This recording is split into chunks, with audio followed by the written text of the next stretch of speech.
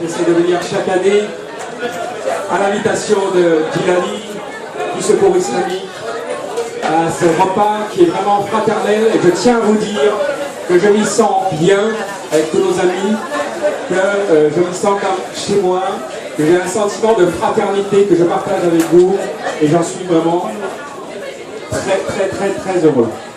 Je voudrais insister pour remercier le Secours Islamique, Djilali, son équipe, les bénévoles pour leur travail gigantesque d'accueillir tous les soirs 700 personnes dans un état d'esprit ouvert, parfaitement organisé, solidaire, 800 personnes, pardon. Voilà, donc ça progresse de semaine en semaine dans un état d'esprit de fraternité et d'ouverture qu'il faut vraiment saluer et qui ne lâche rien.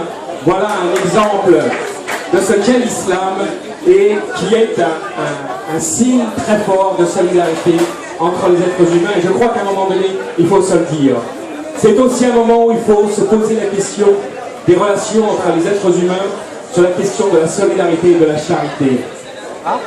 N'oublions pas les 7 principes fondamentaux que sont donner à boire à celui qui a soif, donner à manger à celui qui a faim, visiter le malade, visiter le prisonnier, accueillir le pèlerin et enterrer ses morts. Qui sont les principes partagés universellement, sans regarder la couleur, l'origine, la race, la culture, la religion. C'est la main tendue de l'homme à l'homme, en solidarité, en respect de la vie, en respect de ce qu'est la dignité humaine. Et en étant ici ce soir, je veux vraiment saluer cette fidélité à cet engagement essentiel qui est celui du lien uni.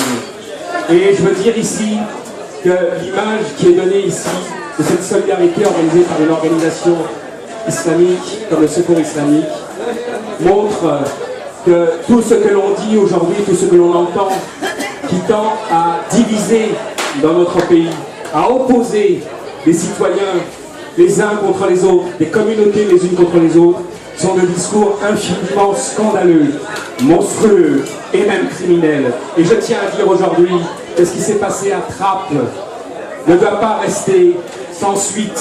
La justice doit suivre son cours. Nous ne devons pas tolérer les débordements. Nous ne devons pas accepter que la laïcité soit dévoyée.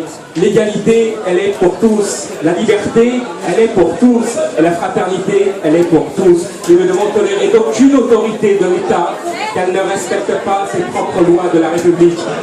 Ni le Front National, quand Marine Le Pen ose comparer les prières qu'il peut y avoir dans l'espace public à un défilé littéralement lors de la guerre de 40.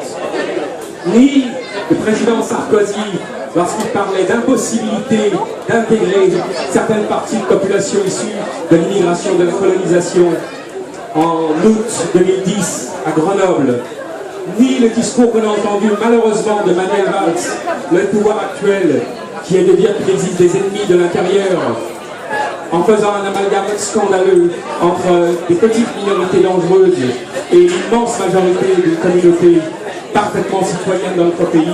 Ces discours-là, quels qu'ils soient, d'où qu'ils viennent, qu'ils soient d'extrême droite, de gauche, sont intolérables et inacceptables. Et moi, je veux vous dire aujourd'hui, de tout cœur, qu'avec nos amis, que nous représentons, nous souhaitons que la France soit vraiment un pays de république, de vraie république, ouverte à tous, dans le respect de tous, dans l'égalité des droits et dans une réelle fraternité.